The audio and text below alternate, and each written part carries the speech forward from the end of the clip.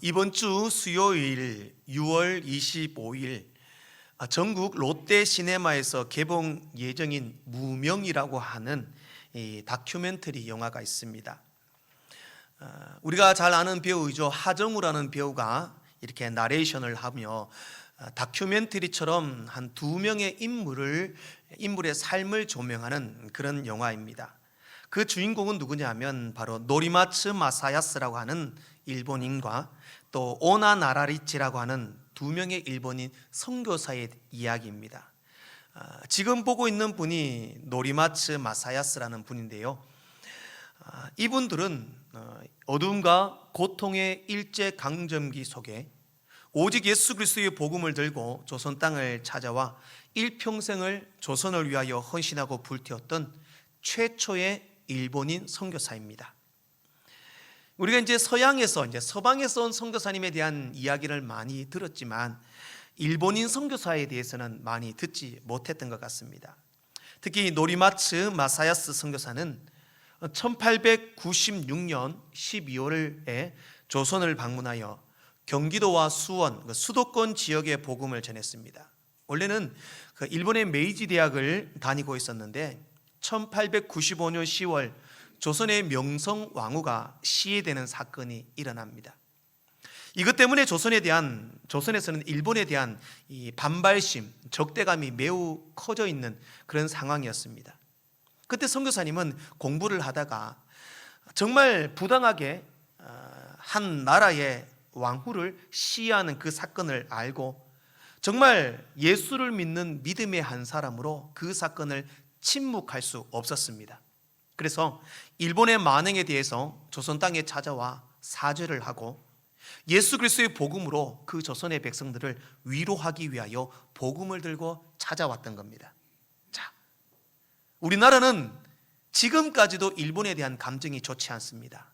그런데 일본인이 와서 한국 조선 사람들에게 예수 믿으십시오, 예수 믿으십시오 복음을 전하니 아무도 그 일본인이 전하는 복음을 받아들이지 않았습니다. 오히려 외놈이라고 욕을 하고 돌을 던지고 차가운 시선, 냉대를 받기를 일쑤였습니다. 특히 이제 다른 외국 선교사들은 한국 땅에 선교를 오면요, 선교를 보냈던 본국 원래 나라에서 선교 물품도 보내고 돈도 지원하고 해서 집도 짓고 땅도 사고 교회도 짓고 그렇게 했던 물질적인 어떤 지원을 받아서 선교를 했습니다. 그러니 물론 힘들었겠지만 그런 물질적인 어려움은 많이 없었던 걸로 압니다. 그러나 이런 분들은 일본에서 왔기 때문에 일본 본국에서 선교를 도와주는 사람도 없었고 후원해 주는 사람도 없었습니다. 그러기에 먹을 것이 없어서 굶기가 일쑤였고 겨울에는 너무너무 추워서 남의 집 아궁이에 들어가서 쪼그려 자기도 했고 심지어는 그 불 떼고 난 굴뚝을 끌어안고 잠을 자기도 했답니다. 그렇게 열심히 조선 땅에 복음을 전하여 경기도를 비롯해서 경북 위쪽 지방, 경주, 또 충주, 음성 등에 38개의 교회를 개척하고 400여 명의 성도를 세웠다고 합니다. 그리고 1921년 주님의 부르심을 받고 지금 수원 동신교회에 가면 뒤뜰에, 저기 수원 동신교회 그 뒤뜰에 있는 저 기념비가 노리마츠 마사야스 선교사 부부의 기념비입니다. 일본인 선교로 우리나라를 위하여 선교하다가 돌아가신 거죠. 그리고 또 다른 한 사람은 오다 나라치라는 선교사입니다. 이분은 1908년 일본 오사카의 무사 가문에서 태어나서 아버지가 이 아들을 낳고 아들에게 유언을 했는데 너는 앞으로 훌륭한 승려가 되어라. 그 유언을 듣고 이분은 어릴 때부터 절에 들어갑니다. 승려로 살아갔다는 거죠. 그런데 이제 불교에 심취해서 불교를 알면 알수록 회의가 커지고 이게 뭐냐 이런 있던 불만이 커져갔다고 합니다. 그러다가 중학교를 졸업하면서부터 절에서 그냥 이거는 아니다 싶어서 뛰쳐나왔다 합니다. 이제 승려니까 절복을 입고 승려복을 입고 고리를 뛰쳐나왔는데 한 마을에서 복음을 전하는 전도자의 전도를 받고 이제 절이 아니라 교회를 따라갔다가 거기서 예수님을 영접하게 됩니다. 신학을 공부하고 매일매일 뒷산에 올라가서 새벽 기도를 드리고 그렇게 기도하는데 하나님의 음성이 들리는데 조선 땅으로 건너가라, 그런 주님의 음성이 들리더랍니다. 그래서 1928년 그의 나이 21살 때 목포항을 통하여 조선 땅으로 돌아옵니다. 노리마츠 마사야스 선교사와 함께 이분도 일본 교단에서 교회에서 선교를 지원해주고 도와주는 것이 전혀 없었습니다. 그러니 똑같이 일본인으로 조선 땅에 복음 전하는 게 너무너무 힘들고 고통스러웠습니다. 얼마나 힘들었냐면 죽을 고비도 넘기고 정말 먹을 것이 없어서 괴로워하며, 심지어 이분은 잠잘 곳이 없어가지고 호랑이 굴 속에서 3개월을 살았다고 합니다. 그만큼 열악한 환경 속에 복음을 전했다는 거죠. 그러다가 천신만고 끝에 교회를 세우고 목회를 시작을 했습니다. 그런데 그때 어떤 일이 일어나냐면 일본에서 모든 조선인들에게 신사참배를 강요를 합니다. 그러면서 신사참배를 정당하게 하기 위해서 한국에서 목회를 하는 일본인 목회자, 일본인 목사들에게 먼저 이야기를 하는 겁니다. 너희들은 교회에 가서 일본인 목사기 때문에 조선인 사람들을, 성도들을 앉혀놓고 신사참배는 우상숭배가 아니다, 신사참배는 국민의례다, 이렇게 가르치라 라고 명령을 받는다는 거죠. 그때 이분은 자신의 교회에 와서 말 그대로 일본인들이 말하는 신사참배는 국민의례다, 우리가 국기에 보면은 가슴에 손을 얹고 국민의례를 하지 않습니까? 이것처럼 그렇게 가르치라라는 말에 그는 받아들일 수 없었습니다. 그때 오다 나라지 선교사는 온 성도들과 사람들을 모아놓고 이렇게 말합니다. 신사참배가 종교 행위가 아니라 국민의례라라고 말하는 것은 새빨간 거짓말이다. 신사참배는 명백한 우상숭배다. 그렇게 설교를 하고 용감하게 사람들에게 외쳤습니다. 본인이 일본인이면서. 왜? 복음은 분명하기 때문입니다. 신사참배는 우상숭배라는 것이 확실하기 때문입니다. 그래서 그는 오히려 일본인임에도 불구하고 신사참배를 거부했습니다. 그것 때문에 감옥에 갇히고 반일본 사상범으로 온갖 고문을 당하다가 일본으로 강제 추방당했습니다. 우리는 일본에 대한 좋은 감정은 별로 없습니다. 그러나 오늘 두 일본인 선교사는 나라와 사상과 이념을 넘어 오직 복음, 예수의 복음, 그 복음을 위하여 일평생을 바친 진정한 주님의 종이었다라는 겁니다. 복음을 향한 열정이, 그들의 그 희생 정신, 순교의 정신이 오늘날의 한국 교회를 있게 했다라고 해도 과언은 아닐 것입니다. 저는 이것이 바로 복음의 힘이다라고 생각을 합니다. 복음은 모든 믿는 자에게 구원을 주시는 하나님의 능력이기 때문입니다. 오늘 본문의 베드로가 그렇습니다. 우리가 베드로라는 인물을 떠올리면 항상 수식어가 있습니다. 무식한 사람, 고기잡이, 투박한 사람, 생각하기 전에 먼저 몸과 행동이 움직이는 사람, 그런 사람이다, 그렇게 이해를 합니다. 예수님께서 십자가에 못 박히실 때도 그 비천한 여종 앞에서 나 예수 몰라요, 나 저 사람 모릅니다, 심지어 예수님을 저주까지 하면서 예수님을 모른다 했던 비겁한 사람이었습니다. 자, 그랬던 그 베드로가 부활하신 예수님을 만나고 그의 인생이 완벽히 변화되는데, 진리를 깨닫고 복음을 깨닫고 예수 안에는 영생과 부활을 체험하니까 이제 오히려 예수 그리스도를 위하여 기적을 행하고 복음을 전하고 목숨까지 바치는 위대한 믿음의 사도가 되었다라는 사실입니다. 오늘 본문의 말씀은 베드로가 그렇게 능력 있게 복음을 전하는 내용의 말씀을 소개하고 있는데요, 본문은 사도행전 3장의 말씀과 연결되고 있습니다. 사도행전 3장에는 어떤 내용이 있냐면 베드로와 요한이 제9시 기도하는 시간에 성전에 기도하러 갑니다.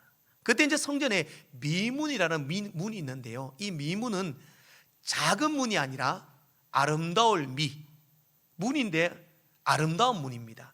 아주 아름답고 화려한 문 앞에 태어나면서부터 안전뱅이가 된 안전뱅이가 앉아서 구걸을 하는 겁니다. 그러니 성전에 오고 가는 모든 사람들이 돈을 땡그랑 땡그랑 주는데, 나는 오늘 얼마를 나는 구제를 했어, 나는 이렇게 이 사람을 도왔어, 이것을 자랑하기 위해서 거기에 앉아 있으면 수입이 짭짤한 거예요.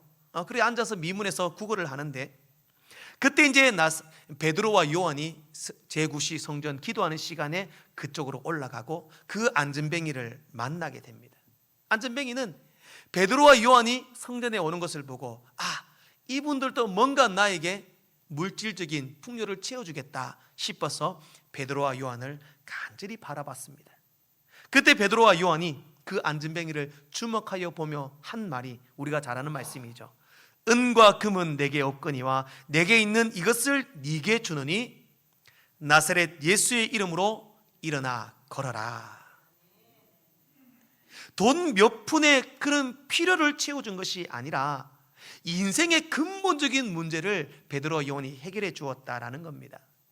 그러니 태어나서 한 번도 걸어본 적이 없는 이 안전뱅이가 일어나고 뛰고 춤추며 노래하며 하나님께 영광을 돌리더라라는 겁니다.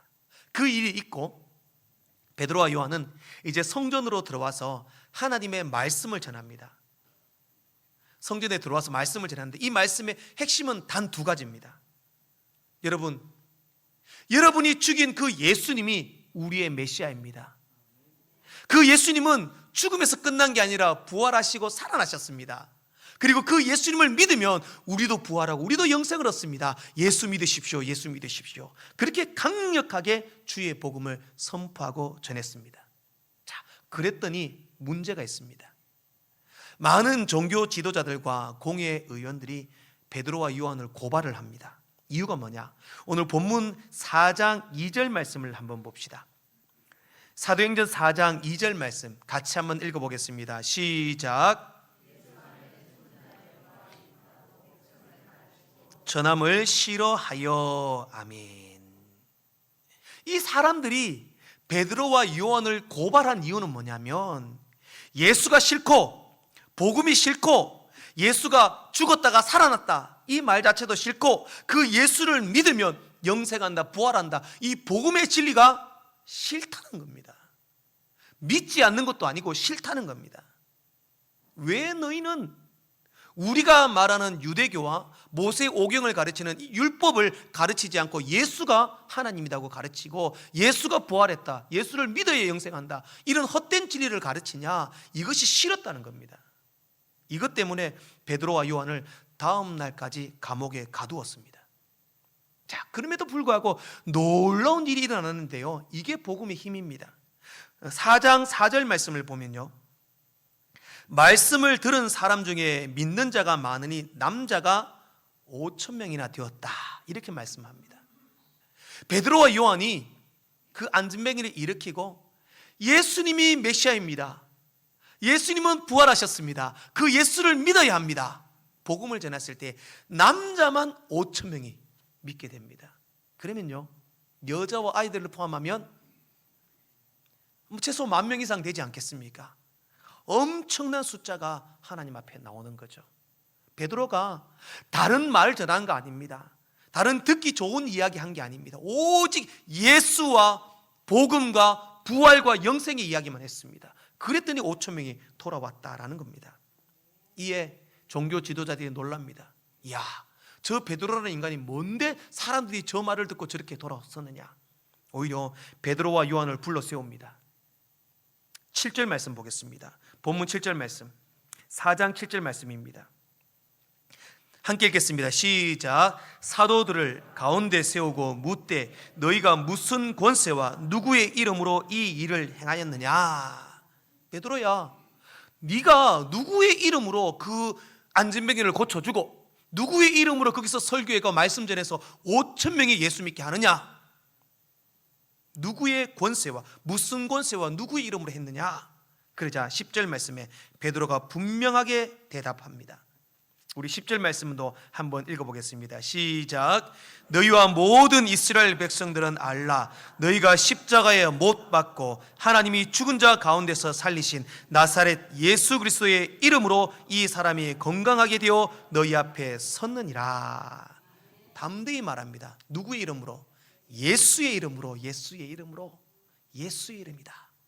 바로 예수의 이름 안에 있는 복음의 능력으로 그 안진뱅이를 일으켰고 5천 명이 회개하고 하나님의 말씀에 복음의 역사가 일어난 일이 일어났다. 예수 이름을 선포하고 전하고 있다라는 겁니다. 저는 오늘 본문 말씀을 통하여서 베드로가 전한 그 예수, 그 복음, 그 복음의 진리가 무엇인지 다시 한번 말씀을 통하여 살펴보고 복음으로 우리의 삶이 변화되고 또 복음의 능력으로 새 생명을 주님께로 인도하는 귀한 사명에 결단하는 주의 은혜가 있기를 축복합니다. 첫 번째로 복음은 유일한 구원의 길 예수님입니다. 12절 말씀을 우리 같이 함께 읽어봅니다. 중요한 말씀입니다. 함께 읽겠습니다. 시작. 다른 이로서는 구원받을 수 없나니 천하 사람 중에 구원을 받을 만한 다른 이름을 우리에게 주신 일이 없음이라 하였더라. 아멘. 멸망받을 인생에게 유일한 구원의 길은 오직 예수밖에 없다는 겁니다. 오직 예수밖에 없다는 겁니다. 천지 만물을 말씀으로 창조하신 하나님께서 모든 죽을 수밖에 없는, 죄로 인하여 죽을 수밖에 없는 인류에게 구원의 방법을 주신 것은 하나입니다. 오직 예수밖에 없다라는 겁니다. 짧고 단호한 말씀입니다. 그러나 이 말씀이 우리에게 소망인 줄로 믿습니다. 세상 사람들은 오히려 우리를 비난합니다. 야, 교회 다니는 사람들 매우 편협해, 이기적이야, 비수용적이야, 다른 종교는 받아들이지 않아. 불교와 천주교, 다른 종교는 오히려 다른 종교를 받아들이고 이해하고 너그러운데 기독교는 오직 예수만 구원이 있다고 강조해. 오히려 우리를 비난합니다. 자, 그런데요, 거꾸로 뒤집어 생각해 봅시다. 진리는 바뀌면 진리가 아닙니다. 진리는 변하면 진리가 아닙니다. 진리는 하나일 수밖에 없습니다. 그렇기 때문에 우리는 진리를 주장하는 겁니다. 그러면 다른 종교를 제가 비난하고 폄하하려는 건 아닙니다. 그러나 진리는 하나입니다. 다른 길이 있다는 것은 진리가 될 수 없다라는 겁니다. 1 더하기 1은 당연히 2죠. 오늘 제가 1 더하기 1은 3이다. 아무리 이야기해도 1 더하기 1은 2가 될 수밖에 없습니다. 여러분들이 전부 다 1 더하기 1이 3이다 해도 1 더하기 1은 2입니다. 많은 사람이 믿고 추정한다고 진리가 될 수 없습니다. 특별한 사람, 똑똑한 사람, 지혜로운 사람이 주장한다고 해서도 진리가 될 수 없습니다. 진리는 오직 하나의 기준입니다. 변하지 않는 것. 그렇기 때문에 우리는 타협할 수 없고 편협하고 비수용적이고 이기적일 수밖에 없습니다. 왜냐하면 구원은요, 예수님 안에 있기 때문입니다. 하나님이 우리에게 구원의 길을 제시한 것은 오직 예수를 믿음으로, 그 예수밖에 없기 때문에 우리는 편협한 종교다 그렇게 불릴 수밖에 없는 겁니다. 예수 그리스도를 믿음으로 구원받습니다. 이것은 진리입니다. 변하지 않습니다. 어떤 것을 뺄 수도 없고 더할 수도 없는 것이 바로 복음의 진리라는 것입니다. 과거 중세 시대까지만 해도 지구가 세상의 중심이고 지구를 중심으로 태양이 돈다고 믿었습니다. 그때 코페르니쿠스라는 이 천문학자가 이렇게 말하죠. 아닙니다. 지구가 중심이 아니라 태양이 중심이고 태양을 중심으로 지구가 돕니다. 이렇게 주장을 합니다. 그때는 코페르니쿠스의 그 주장이 야, 쟤 완전 멍청이야, 바보야, 무슨 그런 말도 안 되는 소리를 해, 미쳤어, 돌았어. 어떻게 지구가 돈다고? 우리가 봐도 그렇지 않습니까? 지구가 있고 태양이 도는 것처럼 보입니다. 그렇게 매도를 당했습니다. 그리고 100여 년이 흘렀습니다. 이탈리아의 갈릴레오 갈릴레이가 또다시 말합니다. 여러분, 태양이 도는 게 아니라 지구가 태양을 도는 겁니다. 그렇게 주장을 했습니다. 그러자 로마 교황청은 갈릴레오를 종교 재판에 회부를 합니다. 그리고 너 아니다고 부정해, 태양이 돈다고 인정해, 그렇지 않으면 너 죽어. 목숨의 위협 앞에 갈릴레오는 예, 맞습니다. 태양이 돕니다. 지구가 중심입니다. 이렇게 말을 하죠. 그리고 유명한 말 나오면서 그는 그래도 지구는 돈다. 그렇죠. 너희들이 아무리 태양이 돈다고 떠들어 봐라. 돌고 있는 지구가 멈춰집니까? 안 멈춰집니다. 여전히 지구는 돕니다. 진리는 분명합니다. 진리는 바뀌지 않습니다. 수많은 사람이 헛된 진리를 주장해도 진리는 오직 하나, 예수를 믿음으로 구원받는다는 진리는 바뀌지 않습니다. 예수 외에는 구원의 길이 없습니다. 영원합니다. 확실합니다. 그러기에 예수 믿는 제자들도 예수를 위하여 목숨을 바쳤습니다. 오늘의 본문의 베드로도 그렇게 무식하고 그렇게 그냥 행동이 더 먼저 나가고 그렇게 예수님을 모른다고 부인했던 그 베드로도 부활하신 예수님 복음을 진실로 믿고 받아들였을 때에 그가 회개했을 때 그가 설교했을 때 수많은 사람이 회개했고 그는 십자가에 거꾸로 못 박혀 죽기까지 그렇게 자신을 드릴 수 있었습니다. 수많은 선교사들이 예수의 복음을 듣고 죽었습니다. 지금도 서울의 양화진 외국인 선교사 묘원에 가면 총 15개국에서 온 417명의 순교자가 저기에 묻혀져 있습니다. 저들이 왜 죽었습니까? 이름도 없고 묘비명도 없고 태어나면서도 죽고 풍토병으로 죽은 갓난아이도 있고 온 외국인들이 이 미개한 조선 땅을 위하여 그들이 목숨을 바쳤습니다. 한 가지 이유입니다. 예수가 진리이기 때문입니다. 예수밖에 구원의 길이 없음을 믿었기에 목숨까지도 내어놓을 수 있었다라는 겁니다. 예수님이 곧 길입니다. 예수님이 진리입니다. 예수님이 생명입니다. 세상에 그 어떤 사람을 막론하고도 예수 그리스도를 말미암지 않고는 구원을 얻을 수 없습니다. J.D. 그리어의 복음 본세계라고 하는 책이 있습니다. 이 책에 보면 복음의 능력에 대한 자신이 경험한 예를 한 가지 소개하고 있는데요. J.D. 그리어에게는 카리스라고 하는 예쁜 딸이 있었습니다.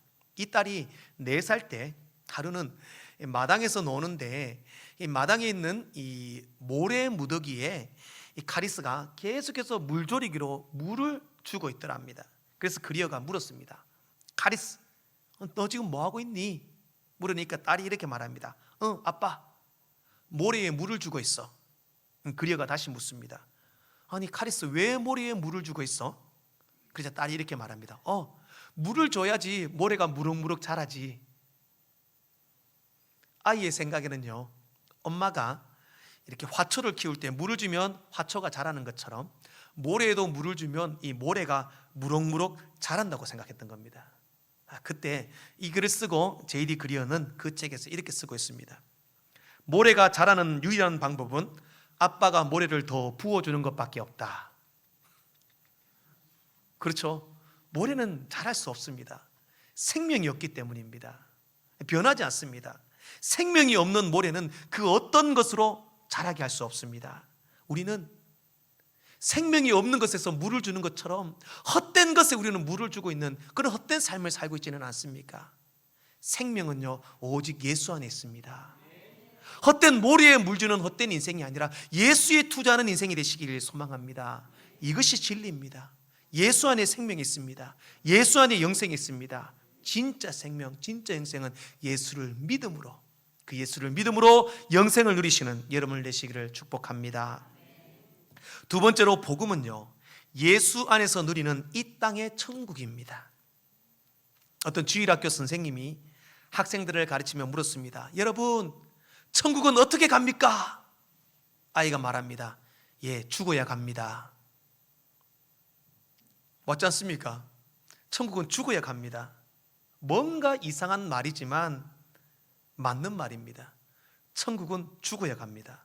그래서 어떤 사람들은 목사님, 예수 믿고 천국 저도 가고 싶어요. 그러나 지금은 아니에요. 나중에 죽을 때 돼서 예수님 믿습니다 하면 그때 천국 가니까 지금은 하고 싶은 거 다 하고 놀고 싶은 거 다 놀고 나 즐길 거 즐기고 죽을 때 돼서 예수 믿고 천국 가겠습니다. 물론 틀린 말은 아닙니다. 그러나요, 복음은요, 아직 다가오지 않은 미래에 대한 저 천국이 되는 그냥 추상적인 개념으로 갖고 있는 천국보다는 실제 지금 우리에게 일어나는 천국을 말씀하는 게 복음입니다. 예수 믿고 죽으면 천국 간다. 어떻게 보면 아직까지 살 날이 창창하게 남은 우리들에게 그 말이 피부에 와닿지 않을 수가 있습니다. 그러나 예수님은 천국에 대해서 말씀하실 때 천국은 우리가 앞으로 장차 가야 할 아직의 천국과 지금 이 땅에서 예수님과 누리고 있는 임의의 천국, 지금 이룬 이 땅의 천국을 말씀하셨습니다. 쉽게 말하면요, 천국은요, 내가 죽고 예수 믿고 나중에 갈 수 있는 천국이 있고요, 지금 이 땅에서 예수 안에서 예배하고 사랑하고 기도하고 몸된 교회를 섬기며 이 땅에서 누리는 이 땅에 천국이 있다, 하나님의 나라가 있다라는 말입니다. 오늘 베드로와 요한도 마찬가지입니다. 안전뱅이가 성전 미문에 앉아서 구걸을 하고 있습니다. 자, 본문 넘어가면 4장 22절 말씀에 보면, 4장 22절 말씀에 보면요, 오늘 이 안전뱅이가 나음을 받았을 때에 나이가 몇 세라고 나와 있습니까? 40여 세쯤 되어 있습니다. 40여 세. 자, 지금 요즘에 40세면은 아주 젊은 나이죠. 그러나 그때 예수님 당시에는 평균 수명이 많지 않았습니다. 우리나라도 뭐 50세, 60세 되면 장수한다 그랬지 않습니까? 옛날에는, 그죠?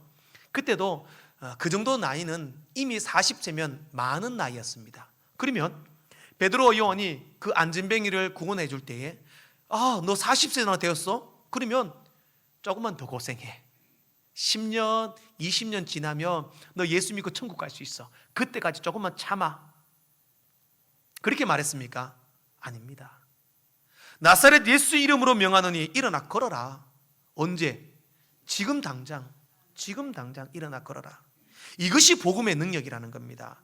복음은 추상적이고 희미하고 안개처럼 우리 손에 안 잡히는 게 아니라, 복음은 죽어야 천국 가야 복음의 능력이 나타나는 것이 아니라, 복음은 지금 우리의 삶에, 또 우리의 인생에 실제는 지금 천국으로 역사한다라는 겁니다. 내가 예수 믿고 복음을 받아들였을 때에 내 삶이 회복되고 치유되고 새 삶을 누리고 기쁨과 감사를 누리고 이 땅에서 천국을 경험하게 된다라는 겁니다. 그러니 이 안전뱅이가 베드로와 요한의 그 기적의 역사를 경험하고 일어나서 성전에서 뛰고 걷고 하나님을 찬양했다, 그렇게 말씀하고 있습니다. 자, 40평생 동안 한 번도 걸어보지 못한 사람입니다. 그런데요, 여러분, 우리 1시간만 앉아있다가 일어나면 아이고 다 이러지 않습니까? 아이고 다리에 허리에 안 아픈 데 없습니다, 목사님. 40년을 앉아있다 일어난 사람이 앉았다 일어났다 준비운동을 한 것도 아니고요, 다리 아파서 더듬더듬 거린 것도 아니고요, 뛰고 일어나 춤추고 하나님을 찬송했다. 이것이 복음의 능력입니다. 이 땅에 진정한 복음의 능력이 나타나면 완벽히 변화되는 겁니다. 새로운 인생으로 바뀌는 겁니다. 과거의 삶에 40년이 평생 동안 안전뱅이로 살았다면 지금 남은 인생은 주님과 함께 천국을 누리는 것이 복음의 능력이다라는 겁니다. 미국의 신경정신외과 의사이자 작가인 이븐 알렉산더가 쓴 나는 천국을 보았다라고 하는 책이 있습니다. 이분은 실제로 죽어서 7일 동안 뇌사 상태에 빠졌다가 임사 세계를 경험하고 그 세계를 본 것에 대한 책을 기록한 책이 바로 이 책입니다. 사실 전에도 이런 임사 체험을 한 사람들의 책이 많이 있었지만 특별히 이 사람의 책이 매우 특별한 이유가 있습니다. 바로 이분 알렉산더라는 사람이 어떤 사람이냐, 이분은요 과학학술지에 150편 이상의 논문을 기록했고 국제의학 컨퍼런스에 200회 이상의 논문을 발표했던 의사입니다. 뇌의학자입니다. 뇌의학의 권위자이며 하버드의 신경외과 의사입니다. 자, 그런 세계적인 뇌의학자가 2008년 11월 10일 54세의 나이에 희귀 질병에 걸리면서 온 몸에 경련과 괴성을 지르며 괴로워하며 쓰러집니다. 그때 함께 일하고 있던 동료들이 바로 이분 알렉산더가 쓰러진 그곳에 급히 달려왔습니다. 그는 평소에 하나님을 믿는 사람도 아니었습니다. 그런데 첫 마디가 뭐냐? 하나님 살려주세요 소리를 지르고 그때부터 7일 동안 혼수 상태에 빠집니다. 7일 동안 혼수 상태에 있으면서 영적인 세계를 경험합니다. 그리고 돌아와서 이렇게 말합니다. 내가 간 그곳은 실제했다. 우리가 살고 있는 지금 여기의 삶이 완전히 꿈처럼 느껴질 정도로 그것은 실제했다. 그리고 내 남은 평생 노력한다 해도 내게 다가온 이 실체를 제대로 보여주고 그것이 얼마나 아름다웠는지를 묘사하는 일은 불가능하다. 그 세계의 아름다움을 어떤 것으로 묘사할 수 없다. 그렇게 고백을 했습니다. 그 체험 위에 이번 알렉산더는 바로 교회에 나가 신앙생활을 하게 됐고, 그리고 이 땅에서의 진정한 천국을 누리게 되었다. 그렇게 고백을 하고 있습니다. 사랑하는 성도 여러분, 예수 그리스도의 복음이 우리를 영원한 하나님의 나라 저 천국으로 인도할 줄로 믿습니다. 아울러 그 복음이 오늘날 이 시대에 예수 믿고 예수 만나면 나의 삶도 바뀐다. 내 문제도 해결된다. 내 인생도 새로운 삶으로 된다. 내 인생도 천국을 경험하게 된다. 이 사실을 기억하고 믿으시기를 축복합니다. 마지막으로 복음은 예수 안에서 우리가 전해야 할 우리의 사명입니다. 베드로를 비롯한 모든 예수님의 제자들은 오직 복음을 위하여 살다가 죽었습니다. 내가 경험한 복음을 세상 가운데 전파하지 않을 수 없었기 때문입니다. 그래서 서두의 말씀들은 노리마츠 마사야스와 오나 나리지 선교사도 마찬가지입니다. 복음의 능력을 경험했기 때문에 나라도 가족도 심지어 자신의 인생과 생명을 아끼지 않고 미개한 조선 땅을 위하여 헌신할 수 있었던 것입니다. 여러분, 우리는 예수 그리스도가 유일한 우리의 구원자이심을 믿습니다. 또 예수를 믿으면 나는 영원한 천국에 들어갈 뿐 아니라 이 땅에서도 문제가 해결되고 질병이 치유되고 이미 이루어진 천국을 경험한다는 것도 믿습니다. 그러면 나만 믿을 거냐는 겁니다. 왜 우리는 그 예수, 그 좋은 예수를 전하지 않느냐라는 겁니다. 어디 좋은 맛집에 맛있는 집 가면은 소문 내지 않습니까? 이야, 그 집 맛있더라. 다음에 꼭 가자. 어디 여행 갔다 와서 좋은 곳을 가면 이야, 거기 정말 좋더라. 한번 꼭 가봐라. 다음에 또 꼭 같이 한번 가자. 그런데 왜 그 좋은 예수는 우리가 자랑하지 않냐는 겁니다. 그 오직 예수로 인한 구원의 길, 예수를 믿으면 이 땅에 천국을 누리는데 왜 그 예수에 대한 우리가 증거가 없냐는 겁니다. 물론 열심히 전도하시고 소개를 하시겠죠. 실제적인 열매들로 나타나야 한다는 겁니다. 이탈리아 로마에 가면 우르반 대학교라는 대학교가 있습니다. 이 대학교의 강당 입구에 가면 대리석으로 라틴어로 그리고 그 다음에는 이라는 글귀가 쓰여져 있습니다.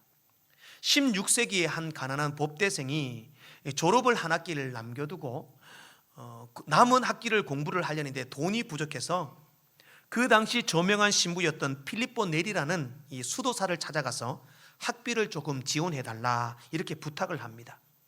그때 필리포 네리가 그 청년에게 이렇게 묻습니다. 자네는 법대를 졸업하고 무엇을 하려는가? 그러자 청년이 이렇게 대답합니다. 네, 저는 법대를 졸업하고 변호사가 될 것입니다. 그러자 네리 신부가 이렇게 또 묻습니다. 그리고 그 다음에는? 예, 변호사가 되어 돈을 많이 벌고 싶습니다. 그래, 돈을 벌고 그리고 그 다음에는? 예, 돈을 많이 벌어서 예쁜 여자와 결혼하고 싶습니다. 그래, 그럼 결혼을 하고 그 다음에는? 예, 결혼을 하고 집을 장만해야죠. 집 장만하고 그 다음에는? 예, 집을 장만하면 이제는 예쁜 아기를 낳아야죠. 그리고 그 다음에는? 네, 저도 점점 늙어가겠죠. 그리고 그 다음에는? 계속 그 다음에는 신경질이 납니다. 예, 그리고 그 다음에는 죽겠죠. 그래, 신부가 조용히 말합니다. 그래, 그리고 그 다음에는? 그러자 그 청년이 아무런 말을 더 이상 할 수 없습니다. 죽음, 그리고 그 다음에는? 그때 네리 신부가 이렇게 말합니다. 그리고 그 다음에는 심판이 있고 영생이 있다네. 그 청년은 큰 깨달음을 얻고 나중에 법대를 졸업하고 훌륭한 사람이 되어 본인이 우르반 대학의 총장이 됩니다. 그리고 나서 우르반 대학의 강당 입구에 그리고 그 다음에는 이라는 글귀를 써놓았다고 합니다. 사랑하는 성도 여러분, 지금 우리는 이 땅의 인생이 전부가 아니라는 것을 알고 있습니다. 그리고 그 다음에는 심판과 영생이 있음도 알고 있습니다. 그러면 예수 안 믿는 가족, 자녀, 친구, 이웃, 형제, 부모, 그리고 그 다음은 어떻게 될까요? 심판과 영생이 있습니다. 그러면 심판 후에 지옥의 길로 가느냐, 영생의 길로 가느냐, 오늘 그 일에 우리가 쓰임받기를 원합니다. 예수 외에는 다른 구원의 길은 절대 없습니다. 돈 많이 벌어도, 공부 열심히 해도, 아무리 착하게 살아도 예수 외에는 구원의 길이 없습니다. 예수 믿어야 천국 갑니다.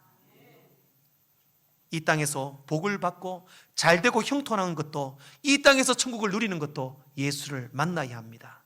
어떤 상황과 형편이든 예수가 우리의 전부가 되어야 합니다. 그러면 우리의 눈을 들어 주위를 둘러보십시오. 얼마나 수많은 사람이 고통 가운데 괴로워하며 이 땅을 살고 있습니까? 그 사람들에게 예수 복음 전하시고 그 사람에게 이 땅의 천국을 누리게 하십시오. 태신자 작정을 어렵게 생각하지 마십시오. 내가 전도할 대상자를 이름을 써서 내시면 됩니다. 못해도 됩니다. 그분을 태신자로 작정했지만 못 데리고 와도 됩니다. 그러나 그분을 데리고 오기 위하여 노력하는 겁니다. 올해 안 되면 내년에 또 하고, 내년에 안 되면 그년에 또 하고, 끊임없이 하는 겁니다. 그리고 태신자로 작정했다면 그 작정한 사람을 에게 이야기하십시오. 나는 당신을 태신자로 작정했습니다. 그리고 오늘부터 10월 26일까지 매일매일 기도할 겁니다. 이 이야기를 하루에 한 번씩 하십시오. 난 너를 태신자로 작정했어. 너를 위하여 기도할 거야. 하루에 한 번씩 이야기하십시오. 그리고 그 역사는 하나님이 이루실 줄로 믿습니다. 함께 예수 믿고 함께 천국 가자고 선포하십시오. 그 심령에 주님의 역사가 일어나면 기적이 나타날 줄로 믿습니다. 기도하겠습니다.